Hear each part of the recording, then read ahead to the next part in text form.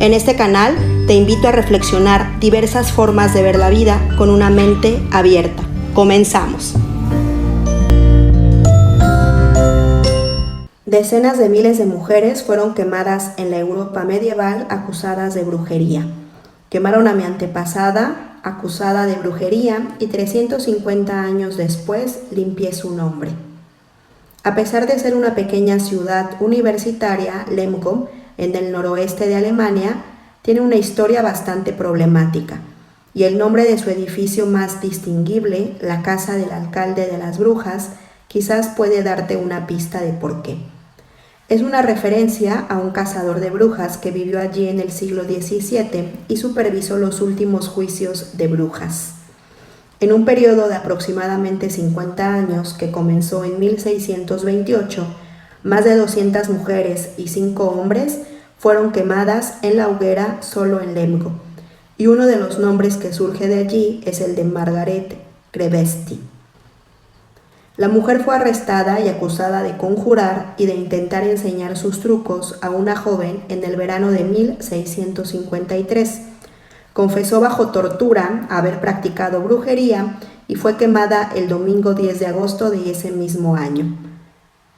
Como concesión, las autoridades permitieron que la decapitaran primero. Se estima que solo en Alemania 25,000 personas fueron ejecutadas por presunta brujería. Y eso fue todo lo que se conoció sobre la historia de Krevesti durante mucho tiempo. Pero esa historia ha cambiado recientemente gracias a uno de sus descendientes. Bernd Kramer, agente de policía retirado y aficionado a la genealogía, descubrió mientras investigaba su árbol genealógico que su esposa estaba relacionada con Krevesti. Cuando descubrimos que teníamos una supuesta bruja entre nuestros antepasados, me quedé inmediatamente sorprendido. Cosas como esas son un punto culminante en la investigación de mi familia. Mi esposa pensó de inmediato, pobre, pero no tuvimos miedo porque sabíamos por la escuela que habían ocurrido muchas injusticias en Europa durante esos años. Krevesti había sido acusada por su hijastro, que tenía 6 años, después de que ella lo castigara con una paliza. Los Kramer, que viven en Bremerhaven, a 3 horas en coche al norte de Lemgo, creían que se debía hacer justicia a su pariente lejana, independientemente de cuánto tiempo hubiera pasado. Los Kramer creen que las injusticias, especialmente si las comete la Iglesia o el Estado, deben rectificarse. Así fue como varios siglos después, en 2012, presentaron una solicitud formal al ayuntamiento para pedir la exoneración de Krevesti. 5 años después limpiaron su nombre y el de todas las víctimas de los juicios por brujería en la ciudad. Pensamos que era importante limpiar su nombre porque la injusticia, especialmente si ha sido cometida por el Estado o la Iglesia, debe corregirse, incluso después de mucho tiempo. Cada caso que se saca a la luz evita que esas injusticias caigan en el olvido. Los juicios de Salem en Massachusetts, Estados Unidos, en el siglo XVII son bien conocidos en todo el mundo, pero Europa fue en realidad el escenario de una cacería de brujas incomparablemente mayor. En Salem, 200 personas fueron acusadas de brujería y 20 perdieron la vida. En la Alemania actual, el número de ejecuciones que se estima tuvieron lugar ronda las 25,000. En lo que ahora es Suiza, por ejemplo, hubo aldeas que fueron arrasadas enteras. Se estima que entre 40,000 y 60,000 personas fueron ejecutadas en Europa entre finales del siglo XVI y finales del siglo XVII. Hegeler es un pastor protestante de la ciudad de Una, a 1 hora de coche de Colonia. Desde 2010 ha ayudado a exonerar a cientos de víctimas de la cacería de brujas en Alemania. Para mí es una cuestión de legitimar mis creencias. El mismo Jesucristo fue acusado, torturado y ejecutado, y los cristianos decimos que era inocente. Estas víctimas de la cacería de brujas tuvieron que pasar por las mismas cosas. Fueron acusadas, torturadas y ejecutadas siendo inocentes. Los juicios de Salem son famosos en todo el mundo, pero la caza de brujas en la Europa del siglo XVII fue incomparablemente mayor. pero dice que la lucha no es solo por el pasado, sino también contra la violencia y la marginación que todavía ocurre en el mundo de hoy. El padre Hegeler dice que un caso que le impresionó fue el de Christine Teipel, una niña de 9 años ejecutada en mayo de 1630 en la aldea norteña de Oberkirchen. Christine había comenzado a decirle a la gente que era una bruja y había participado en un aquelarre, un baile nocturno con el diablo, junto con otras 15 personas, 8 hombres, 6 mujeres y otra niña. Hay especulaciones sobre por qué Christine comenzó a contar esa historia y muchos historiadores sugieren que hay un vínculo con el abuso infantil u otro tipo de trauma. Las autoridades la arrestaron y torturaron a ella y a las 15 personas que nombró. Luego nombraron a otras personas. Hubo 7 juicios durante un periodo de 3 meses. Al final, 58 personas fueron quemadas en la hoguera, incluidas Christine, su madrastra, Grete y sus padres. No hay nada acerca de la tortura de esta niña, pero te puedes imaginar que una niña de 9 años se asustaría mucho solo con que le mostraran instrumentos de tortura. Era una práctica común mostrar los instrumentos de tortura a los sospechosos durante un interrogatorio amistoso inicial. En los interrogatorios posteriores se debieron utilizar formas brutales de castigo corporal que incluían el potro y mantener a alguien despierto durante días. Una técnica de uso común se llamaba inmersión, cuando una bruja acusada era atada a una silla y sumergida en el agua. Si flotaba, se le consideraba una bruja que había usado su magia para mantenerse a flote. Luego se le quemaba en la hoguera. Si se hundía, era considerada una inocente que había muerto involuntariamente. Aunque los hombres también fueron juzgados y ejecutados por brujería, la gran mayoría de las víctimas, el 85% o más, fueron mujeres. A menudo se les acusaba de actos sexuales con el diablo. El manual de cacería de brujas del siglo XV puso mucho énfasis en el apetito sexual insaciable de las mujeres, describiéndolas como criaturas sin moderación en la bondad o el vicio. Claire Mitchell, abogada que encabeza una campaña recientemente lanzada en Escocia, dice que el elemento de misoginia de esa época sigue siendo muy reconocible incluso hoy. Lo que es muy moderno es que la brujería todavía se utiliza hasta el día de hoy como método de control social y persecución de mujeres y niños. Su campaña exige el perdón, una disculpa y un monumento dedicado a los condenados en virtud de la Ley de Brujería de Escocia, que entró en vigor en 1563 y se mantuvo hasta 1736. Recientemente el grupo hizo campaña para colocar 3 placas conmemorativas en un sendero costero patrimonial alrededor del histórico pueblo de Culross. El monumento conmemora a 380 mujeres de comunidades locales que fueron encarceladas, torturadas, ahorcadas y luego quemadas.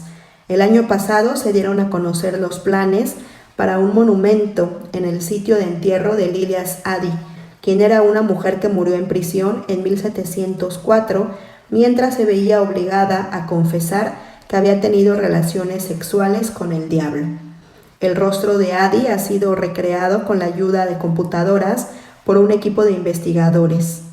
Cuando la reconstrucción llega hasta la capa de piel, es como si acabaras de conocer a alguien y te empieza a recordar a gente que conoces.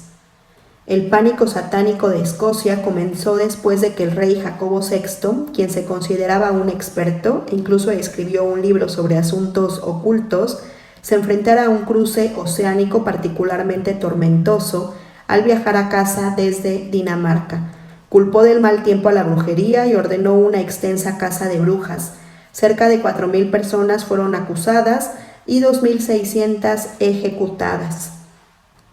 Mitchell recuerda un caso particular que la conmocionó. Era una mujer de las Islas Orkney, frente a la costa noreste de Escocia, que había reñido con un pescador en su aldea. Y un día él estaba en el mar cuando ocurrió una tormenta.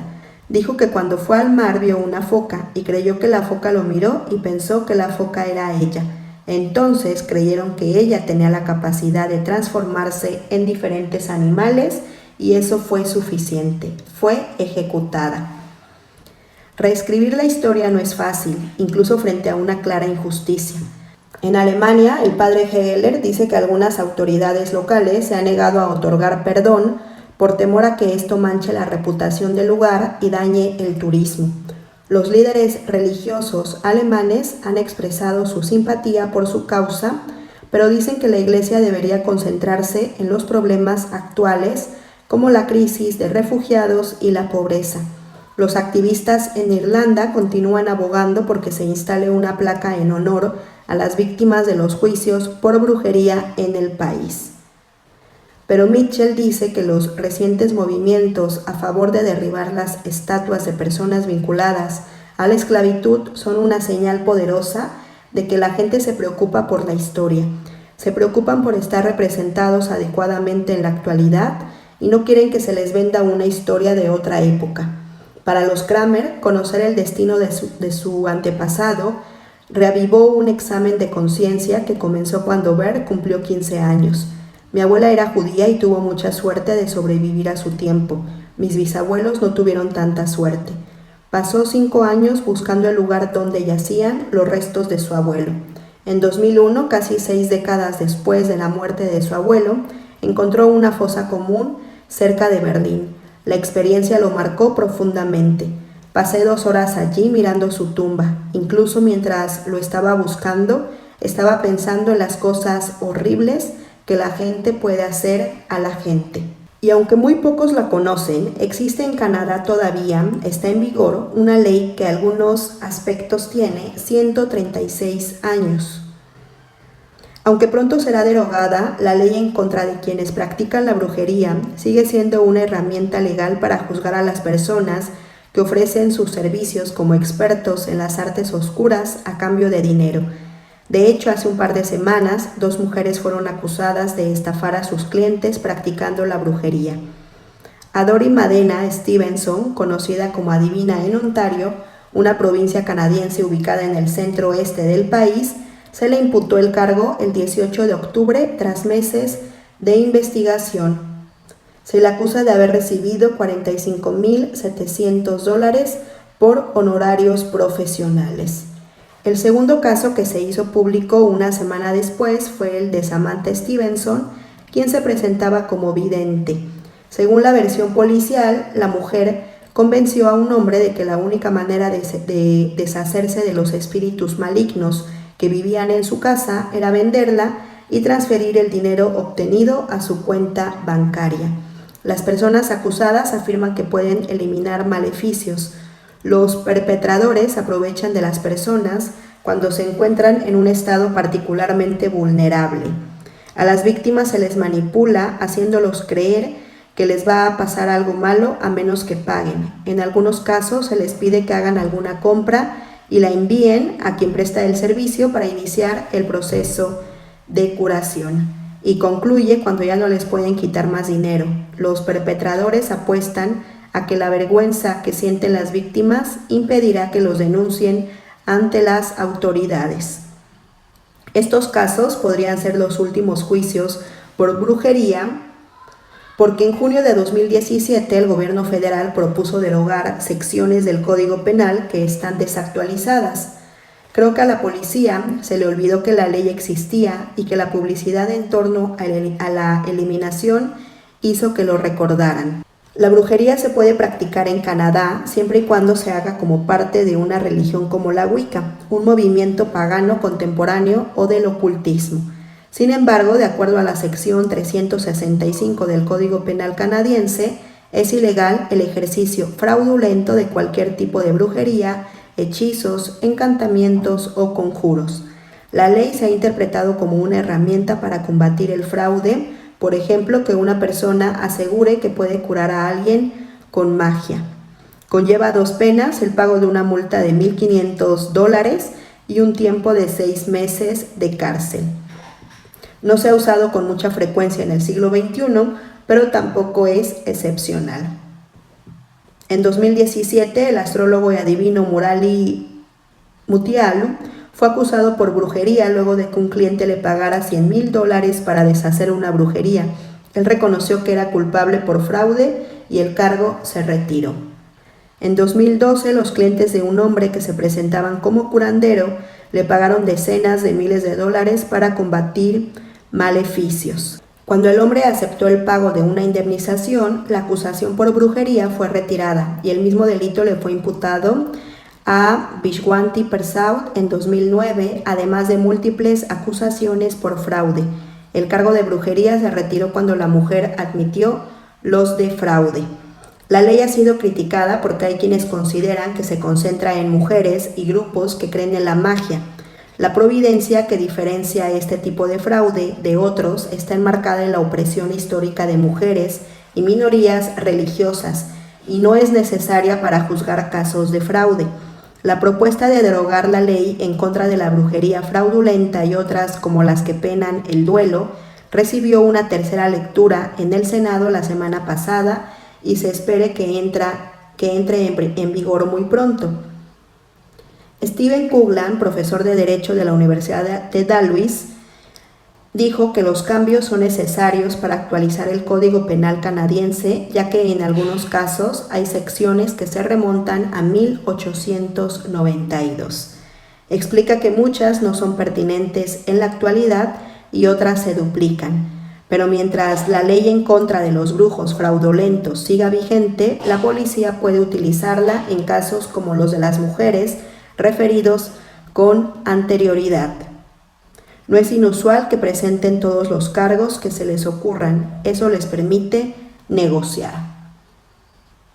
Y hasta aquí esta fascinante lectura. Por favor, díganme qué opinan al respecto y nos vemos en la siguiente lectura.